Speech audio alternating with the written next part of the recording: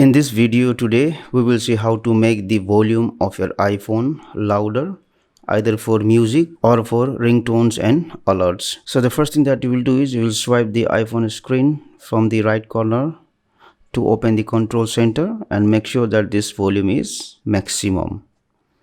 Now the other thing that you have to do is you have to go to settings, go to sounds and haptics, and make sure that this ringers and alert volume is maximum if you want to make it louder. Then the next thing that we will do is we will go to headphone and safety.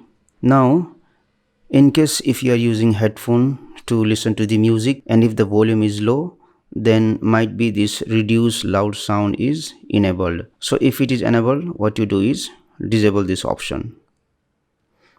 Now the last thing that we can do is we can go back again to the settings screen, scroll down, and let's go to music. And suppose if the music volume of the music is low in iPhone, then what you do, go to this option EQ under audio, and if it is off like this one, scroll down and select late night. So once you do all of these things, check if the volume of the iPhone has increased or not. Hopefully this will fix the issue. Thank you for watching this video. Please like and share this video if you found it helpful. Also click on the subscribe button and hit on the bell icon to get the notification of our latest videos for free.